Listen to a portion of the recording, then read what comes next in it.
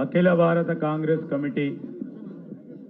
అధ్యక్షులు మల్లికార్జున ఖర్గే గారి నేతృత్వంలో మన తెలంగాణ హైదరాబాద్కు సంబంధించి ఈ ఎన్ఫోర్స్మెంట్ డైరెక్టర్ ఎదురుగా జరుగుతూ ఉన్న ఈ నిరసన కార్యక్రమానికి విచ్చేసిన మన AICC general secretary Deepa Das Munshi గారితో పాటు సహచర గౌరవ మంత్రివర్గ సోదరులు సోదరిమల్లు, గౌరవ పార్లమెంట్ సభ్యులు, గౌరవ శాసన సభ్యులు, గౌరవ శాసన మండలి సభ్యులు, కాంగ్రెస్ పార్టీకి సంబంధించిన సీనియర్ నాయకులు, జిల్లా కాంగ్రెస్ అధ్యక్షులు, మిత్రులందరికీ నమస్కారం. ఈరోజు పెద్దలందరూ చెప్పిన విధంగా మొత్తం యావత్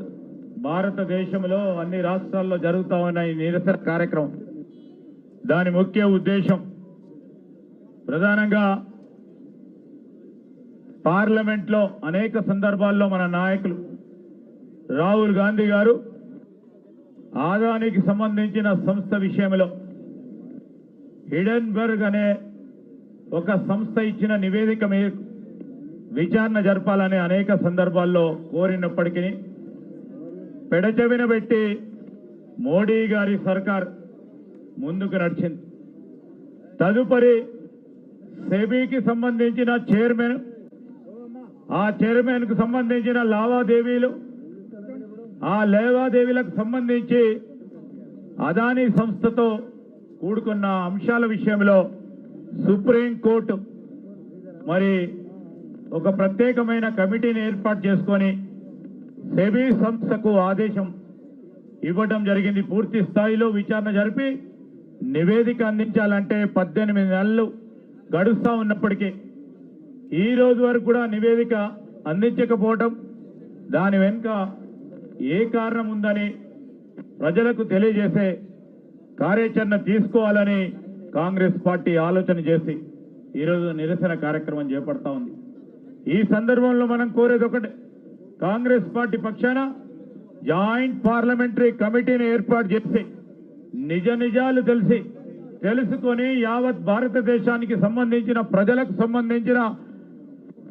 మనకు ఈ షేర్స్ కు సంబంధించిన అంశాలను రాబోయే కాలంలో మరి అదానీ సంస్థలో అనేక మంది షేర్ హోల్డర్స్ ఉన్నారు, వారికి అన్యాయం జరగకుండా ఉండాలి. వారికి సంబంధించి వారి పెట్టుబడులకు భద్రత ఉండాలనే ఒక యోచనతో ఈరోజు జాయింట్ పార్లమెంటరీ కమిటీని ఏర్పాటు చేసుకొని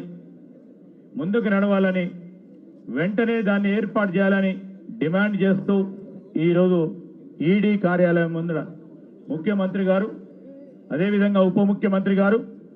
మన ప్రదేశ్ కాంగ్రెస్కు సంబంధించిన మరి సీనియర్ నాయకులు, వర్కింగ్ ప్రెసిడెంట్ గారు అందరూ కూడా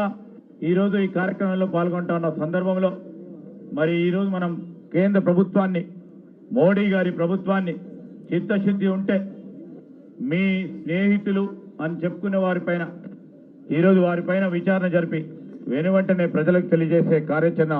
మొదలు పెట్టాలని డిమాండ్ చేస్తూ సెలవు తీసుకుంటాను. జై హింద్. పెద్దలు గౌరవనీయులు కౌన్సిల్ నాయకులు శ్రీ జీవన్ రెడ్డి గారు.